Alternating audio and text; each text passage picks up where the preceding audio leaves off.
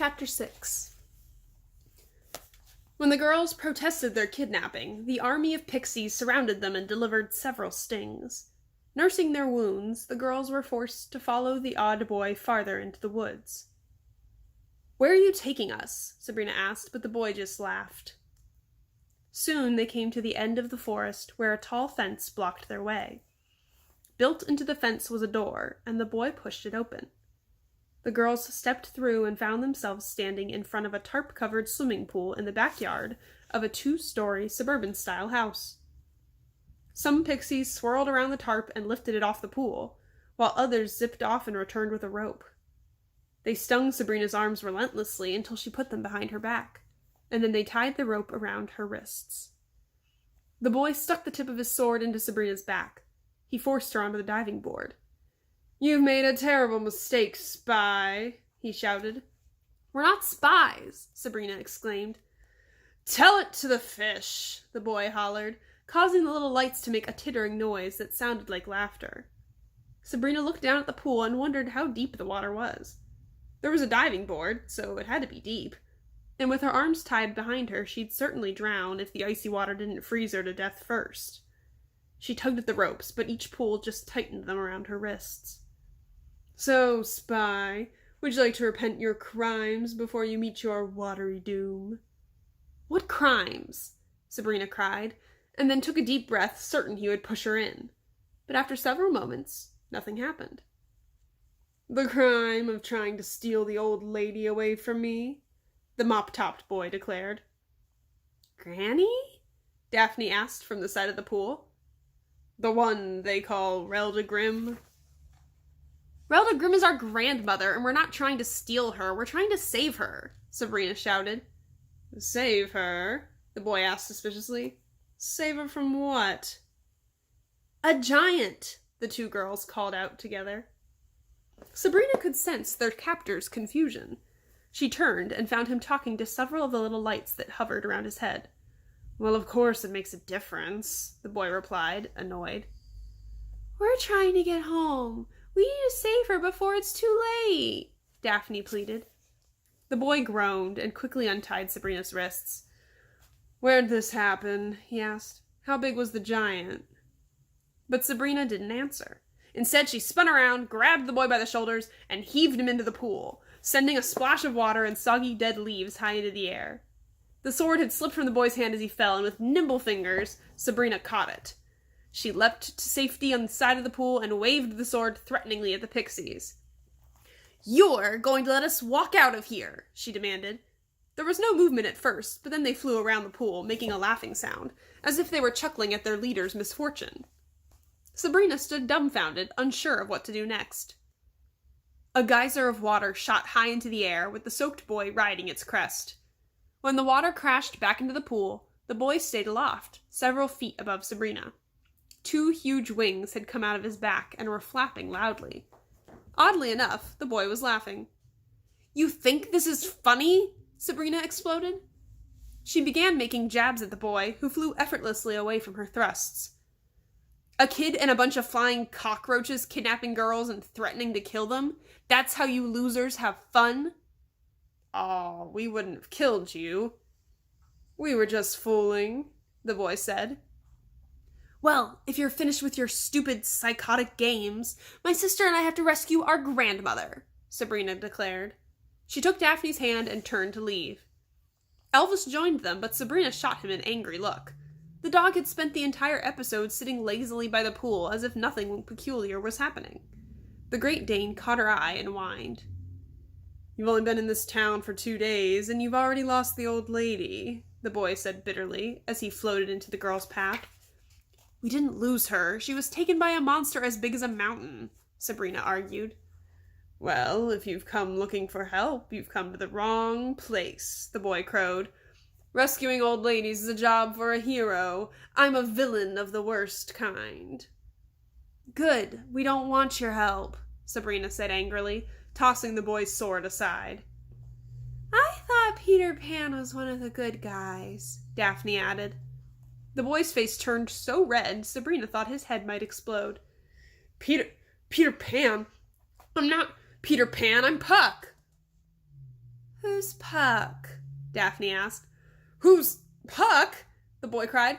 I'm the most famous ever after in this town. My exploits are known around the world. I've never heard of you, Sabrina replied. She spun around and started walking through the yard to the street, with her sister and Elvis following. After only a couple of steps, the boy was hovering in front of them again. You've never heard of the Trickster King? Puck asked, shocked. The girls shook their heads. The Prince of Fairies? Robin Goodfellow? The imp? Do you work for Santa? Daphne asked. I'm a fairy, not an elf, Puck roared. You really don't know who I am? Doesn't anyone read the classics anymore? Dozens of writers have warned the world about me. I'm in the most famous of all of William Shakespeare's plays. I don't remember any Puck in Romeo and Juliet, Sabrina muttered, feeling a little amused at how the boy was reacting to his non-celebrity. Besides Romeo and Juliet, Puck shouted, I'm the star of A Midsummer Night's Dream. Congratulations, Sabrina said flatly. Never read it. Puck floated down to the ground. His wings disappeared, and he spun around on his heel, transforming into a big, shaggy dog. Elvis growled at the sight of him, but Puck didn't attack. Instead, he shook himself all over, spraying the girls with water. When he was finished, he morphed back into a boy. As she wiped the water off her face, Sabrina was tempted to give the weird boy another piece of her mind, but they had wasted enough time with this Puck. She took Sabrina's hand in hers once more, and together they marched down the deserted street. I'm afraid the old lady is a goner, Puck taunted. You'll get no help from me. Like I said, I'm a villain. Fine, Sabrina shouted back. Fine! Daphne turned on the boy. You sent those pixies to attack us last night, didn't you? Just a little fun, Puck replied. That wasn't very nice. The little girl gave him her best angry look and then turned to join her sister. I'm a lot of things, but nice isn't one of them, the boy called after them. Maybe we should team up with him? He could fly over the forest and spot the giant, Daphne suggested to Sabrina. Daphne, you saw what a lunatic he is. I don't want him to ruin whatever slim chance we might have. The path to the front door of Granny Relda's cottage seemed like a walk up a mountain, and by the time they arrived at the house, Sabrina was nearly asleep standing up. She took out Granny's keyring and felt the weight of 100 keys jingling in her hands, singing their mysteries. By the time all the locks were open, it seemed as if hours had passed. Elvis was asleep and drooling on the sidewalk, swinging his thick legs back and forth as he dreamed. As Sabrina unlocked the final lock, she turned to her sister and smiled. That's all of them. She twisted the knob and leaned into the door. Unfortunately, the door didn't swing open. In fact, it didn't budge at all. What's wrong? Daphne said, sitting up. She had been resting on the ground with her head on Elvis's warm belly. It's jammed, Sabrina said, pushing her shoulder against the big door to force it open. Daphne got up and walked over. Are you sure you unlocked them all? She said. Sabrina fumed. If she knew anything, it was how to unlock a door. They'd escaped from a dozen foster homes in the last year and a half. Locks were not Sabrina's problem. She took the cold doorknob in her hand and turned it, proving that she had unlocked it. She pushed hard, but still nothing happened. Well, it's not opening. Maybe the back door, she said, preparing to circle the house. You've forgotten the secret, a familiar voice commented. Puck floated down to the ground, his huge wings disappearing just as he landed. What do you want? Sabrina demanded. I did a flyby all the way up into the mountains. I found some tracks, but no giant, Puck said. I sent some pixies to keep searching without me. Sabrina turned the doorknob angrily, hoping the door would suddenly open so she could laugh as she slammed it in Puck's face. But again, nothing happened. You have to tell the house you are home, Puck sighed. Of course! Daphne knocked on the door 3 times. We're home, she said, repeating the same words the girls had heard Granny Relda say each time they had entered the house, and turning the doorknob. The door finally swung open. "How did you know that?" Daphne asked Puck. "The old lady and I are close. She tells me everything." Elvis immediately leapt to his feet and trotted into the house, nearly knocking over the girls on his way to the kitchen. The girls followed, and Puck pushed his way in as well, closing the door behind him. "Now, I know I'm one of the bad guys," the boy said, tossing himself into the fluffy recliner in the living room. "But the old lady does provide me with a meal from time to time. Not that I feel any loyalty, but if she were to get eaten by a giant, my free lunches would disappear. So we should probably get started." "We? What do you mean, we?" Sabrina cried. "Of course, you two will have to keep this to yourselves," the boy continued, ignoring Sabrina. "I do have a reputation as the worst of the worst. If word got out that the trickster was helping the heroes, well, it would be scandalous." The girls stared at each other, dumbfounded. "First things first, I want you two to prepare a hearty meal so that I will have plenty of energy to kill the giant," Puck instructed. "You've gotta be kidding," Sabrina groaned.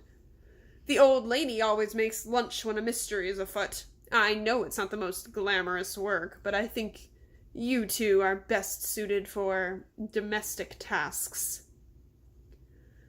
"What does domestic tasks mean?" Daphne asked. "The way he means it is women's work," her sister replied.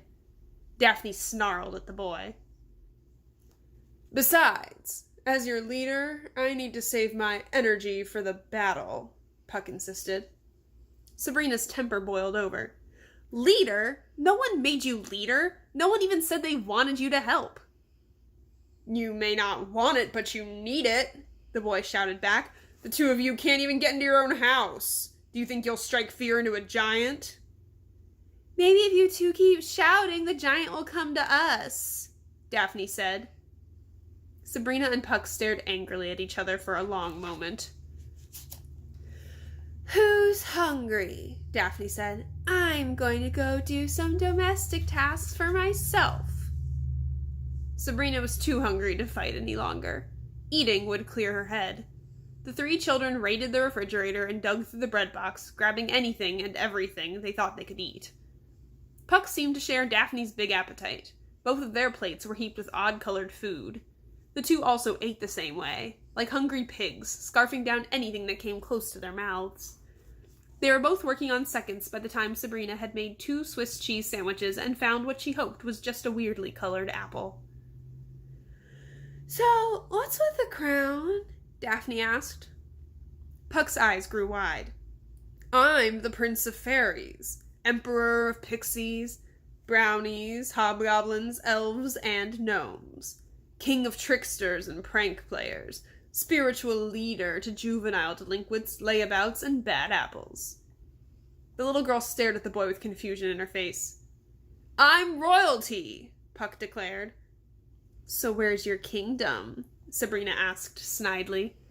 "You're in it," he snapped. "The forest and the trees are my kingdom. I sleep under the stars. The sky is my royal blanket." "That explains the smell," Sabrina muttered. The Trickster King ignored her comment and munched hungrily, tossing apple cores and whatever he couldn't eat onto the floor. A turkey bone soared from his hand and landed on a nearby windowsill. "Puck, can I ask you a question?" Daphne said. "You bet." "If you knew Shakespeare, why do you look like you're only 11 years old?" This was something Sabrina had been wondering about as well. Granny's explanation that magic kept the ever-afters alive just wasn't making sense.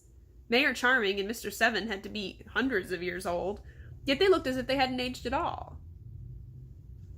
"Ah, that's the upside of being an ever-after," Puck said. "You only get as old as you want to be. Some decided to age a little so that they could get jobs and junk like that." "Then why didn't you?" Sabrina asked. Puck shrugged. Never crossed my mind. I plan on staying a boy until the sun burns out. Sabrina thought that she'd like to see him running around in the dark as the earth froze over. She bit into her sandwich, only to discover that the Swiss cheese tasted more like hard applesauce. So, tell me what happened with the giant, said Puck. While Sabrina ate, Daphne told the boy the whole sordid mess. She told him about the farmhouse that had been stepped on by the giant, and how Mayor Charming had demanded that Granny Relda give up her detective work. How the farmer had spoken to a man named Mr. Englishman, and how a witch had erased the farmer's memory. She told about the gang of thugs that had attacked them outside of the hospital, and how, when they had followed the gang back to a cabin, they had spotted Charming again. Then she told him about the giant's attack, how he had killed the thugs, and how he had snatched up Granny and Mr. Canis. Sabrina got up from her chair and went into the living room, where she stood in front of one of the many bookshelves. Books on giants. Where would they be? She said to herself. Puck and Daphne got up to join her, and together they scanned the bookcases. Look! Daphne said. Sabrina looked closely at the shelves Daphne was pointing to. They seemed to hold a collection of diaries. She took one down and read the title. Fairy Tale Accounts, 1942 to 1965, by Edwin Alvin Grimm. There's a book here for everyone in our family, I guess, including this one, said Daphne as she pulled one from the shelf and handed it to her sister. Sabrina almost dropped it when she eyed the title. Fairy Tale Accounts by Henry Grimm. It was a book written by their father. She flipped through it, recognizing her dad's neat handwriting. She ran a finger along the short circles his words made, tracing his hand's movement from when he had put the words on paper. She turned more pages, feeling more of him in his words, not bothering to read, just taking comfort in knowing that he had once held the book. Let me see, Daphne said as she snatched the book from her sister's hands. You're wasting your time with these stupid books. I'm the smartest person I know, and I've never read a book in my life. We should all be out looking, Puck said. If you want to go, there's nothing keeping you here, Sabrina said as she snatched her father's book back from Daphne. The two girls rushed to the dining room table and hovered over the slightly dusty journal. They flipped to the first page. A color photograph of Mayor Charming, dressed in royal gowns of purple and white silk, stared back at them. He wore a sapphire and diamond crown and a dazzling ruby ring on each finger. He smiled smugly, as if he thought very highly of himself. Elvis sauntered into the room and licked Sabrina's hand. He spied Charming's picture and growled. Don't worry, Elvis. He can't get us now, Daphne said. Sabrina read aloud what her father had written. July. Today we had another encounter with Charming. Mom and Dad discovered that he was attempting to buy 1,000 acres of land on the eastern border of the town known as Old MacDonald's Farm. Where he got the money for such a big purchase came into question, and Dad, of course, accused him of using his witches to conjure up phony cash. Charming huffed and demanded an apology. When Dad refused, the two of them got into a fist fight, which Charming got the worst of. Dad has a heck of a left hook. Kapow! But the biggest surprise was Charming's freakout. He swore he'd turn Fairyport Landing into his kingdom again, and he looked forward to the day when he could personally drive a bulldozer through our house. He's rebuilding his kingdom, Sabrina said as she flipped to the next page. There she found more interesting facts. It's all in here. Listen to this. December. Charming had given up the most when he moved to America. He was forced to sell his castle, his horses, and everything he owned. One of the 3 ships Wilhelm had hired for the Atlantic crossing was used primarily to haul Charming's enormous fortune. The ship hit a sandbar off the coast of Maryland and sank, taking Charming's wealth to the bottom of the ocean. When he got to Fairyport Landing, changed from Fairy, F-A-I-R-Y, Port Landing, in 1910, he blew what was left on one bad investment after another. A failed diamond mine partnership with the 7 Dwarves, a wholesale carpet company poorly managed by his business partner Alibaba, and a company that went bankrupt manufacturing something called a laser disc player. Being mayor doesn't pay much, and Dad believes that Charming runs a bunch of financial scams, both illegal and magical, just to keep the electricity on at the mayoral estate. That was until he came up with the greatest and most recent scam, the Fairyport Landing fundraising ball. Once a year, Charming invites the ever-after community to the mansion, and every year they throw money at him, trying to win his support for whatever political cause they have. The money obviously goes straight into the prince's pocket. I'd bet anything that Charming is storing most of the money so that he can buy up the whole town and run it like his old kingdom. But what's that got to do with giants? And if he wanted to buy the farm, why did he send that Mr. Englishman to do the work? I believe that Mr. Englishman and Mayor Charming are the same person. Charming does have an English accent. He could have worn a disguise so Mr. Appleby wouldn't recognize him as the mayor, Sabrina said. I bet you're right, her sister said. But where does the giant come in? Sabrina wondered aloud. In the old days, giants and people used to work together all the time, Puck said, stealing the purple apple from Sabrina's plate and chomping on it. They did? Oh yeah, giants are pretty dumb, the boy said. From what I hear, you can pretty much talk them into anything. He's right. Daphne was poring over a large book entitled Anatomy of a Giant. I don't know what this word is, she said. How's it spelled?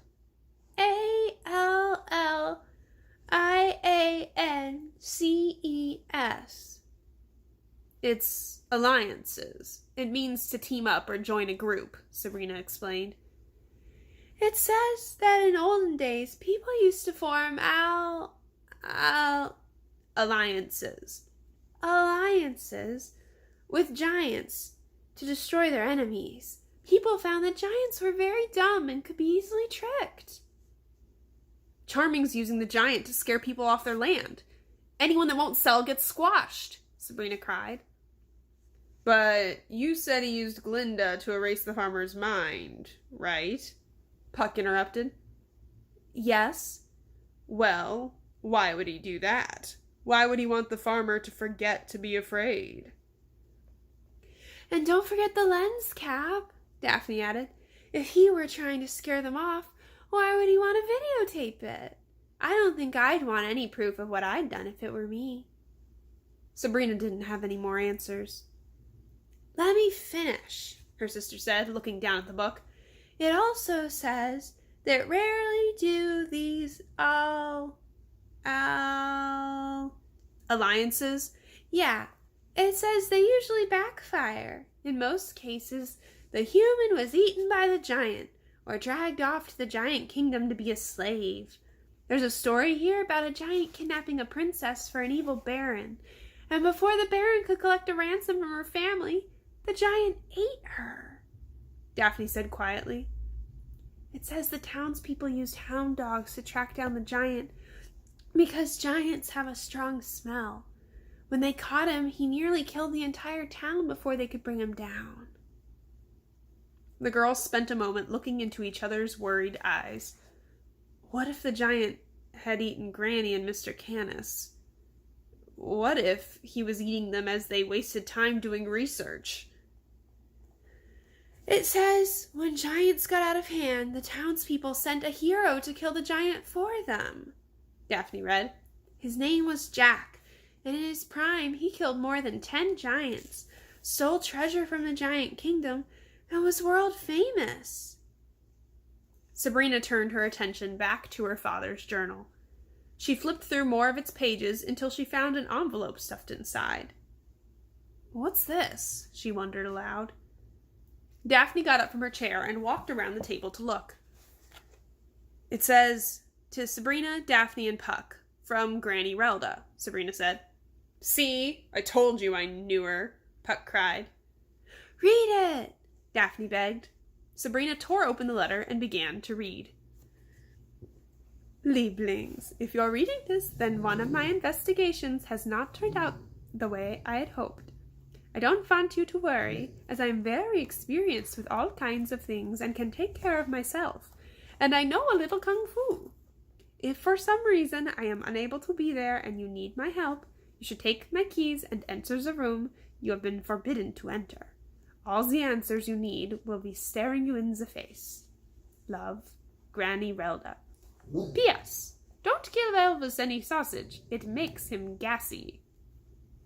She wants us to go into the room? Puck said in amazement. I've been trying to get in there since the day she told me it was off limits. Cool! That's where she got that giant detector she used at the farm, Daphne cried. I bet the place is filled to the ceiling with stuff we can use to rescue them. Staring us in the face? What does that mean? Sabrina said. But before she knew it, her little sister was halfway up the stairs with the keyring in her hand. Wait up! Sabrina shouted, taking the stairs 2 at a time. By the time she got to the top, Daphne was already trying keys. I bet she's got a shrink ray in here. We'll shrink him down to the size of an ant and stomp on him, the younger girl said. Hurry, Sabrina said. Puck flew up the stairs and grabbed the keys out of Daphne's hands. Royalty first, peasant. She gave these keys to us, Sabrina snapped, snatching the keys from him. A set of keys you have no idea how to use? Puck shouted, taking them back. Puck, give me those keys. No. Listen, Puck, don't make me do something you're going to regret. I fought tougher guys than you, Grimm, though most of them had better smelling breath. What is going on out there? A voice suddenly boomed from behind the door. It startled them all so much that they fell backward onto the floor. Did you hear that? Daphne whispered. Everyone heard that, Sabrina and Puck replied. Knock off that racket right now, the voice shouted angrily. Maybe it's the sheriff? Maybe he got into the house somehow, Daphne whispered. Hampstead would have just come down and grabbed us, her sister said. Besides, Elvis isn't freaking out. Then who is it? Puck said. Granny locks that door for a reason. If there's someone in there, Granny doesn't want them going anywhere. They might be dangerous, Sabrina warned. I'm not afraid, the boy cried. I have an idea, Daphne said. She took Puck and Sabrina's hands and led them back down the stairs and into the kitchen. Within minutes, the girls and Puck were standing at the bottom of the stairs again. Each was wearing a metal spaghetti strainer as a mighty battle helmet. Daphne wore an ancient washing board on her chest and had duct-taped huge metal spoons to each kneecap as protection from unfair kicks. She held a frying pan as her weapon. Sabrina had a pressure cooker lid taped to her behind. She held a wok pan for a shield and a rolling pin for a club. She swung it, preparing to whack whomever might be on the other side of the door. Puck had his trusty sword in one hand and a carrot peeler in the other. He'd found a couple of cookie pans to tape to his chest and back, and his feet were encased in oven mitts. There they are. The big dog stood behind them with an odd, confused expression. We should send Elvis up first, Sabrina said. Good idea, Daphne replied. Sabrina turned to the Great Dane. Elvis, there's someone upstairs. Go get him. Elvis sat down on his hind legs and used his back paw to scratch his neck. If he understood the order, he wasn't letting on. Discouraged, Sabrina turned back to her sister and Puck. We'll go together and sneak up on him. They nodded in agreement, and all three took the first step up the stairs. Their armor clanged and knocked around, causing a tremendous racket. By the time they got to the top of the steps, Sabrina realized that a sneak attack was probably no longer realistic, so they went with Plan B. Whoever is up here better leave, 'cause we're armed to the teeth. I wouldn't want to be you when we find you, Sabrina shouted. Her threat was met with silence. Maybe he's gone, Daphne said hopefully. I say we bust down the door and skin him alive, Puck said loudly. There's going to be no skinning of anyone, Sabrina said as she fumbled in her pocket and pulled out the keyring. She started the tedious work of finding the right key, and soon one went in the lock and clicked. Just stay together, and most of all, stay calm. If we don't panic, we can take this guy ourselves, Sabrina said. On 3, Daphne whispered, giving her frying pan a practice swing. 1, 2, 3, Sabrina screamed, pushing the door open and running into the room. The trio swung their weapons frantically, slashing at whatever enemy dared to face their deadly kitchen utensils. After several minutes, and 0 deadly hits, Sabrina stopped and looked around the room. In the moonlight from the single window, she could see it was empty, except for a wood-framed, full-length mirror that hung on a wall. Puck, who was lying on the floor laughing hysterically, roared, "Stay calm, you say?" "Oh, where did he go?" Daphne said as she peered behind the door and found no one. "Maybe we imagined it?" Sabrina said, scowling at the boys' laughter. "Come on, let's get back to work." She turned to leave, but Daphne said, "Granny's note said that all the answers we need would stare us in the face." She pointed at the mirror. "It's just a mirror," her sister argued. "It can't hurt to take a look," Puck said, and trotted over to it. Sabrina switched on the room light and reluctantly joined him, followed by Daphne, and together they looked at their reflection. "I think I see something," Daphne said. "What? What is it?" Sabrina said.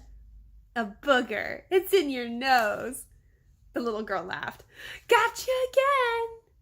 Puck laughed so hard he snorted, but then saw Sabrina staring and stopped abruptly.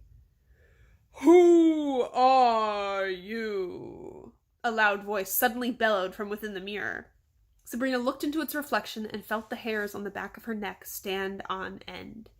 A face was staring out at her, but it was not her own. Floating without a body, the face was that of a man with a bald head and thick, angular features.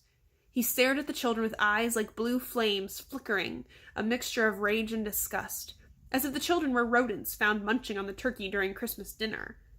Terrified, the children ran back toward the door, but a blue ray shot from the mirror, hit the door, and slammed it shut, trapping them inside. "Who are you?" the head bellowed. "Tell me now, or I will kill you where you stand."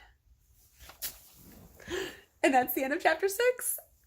Can't wait to find out what happens.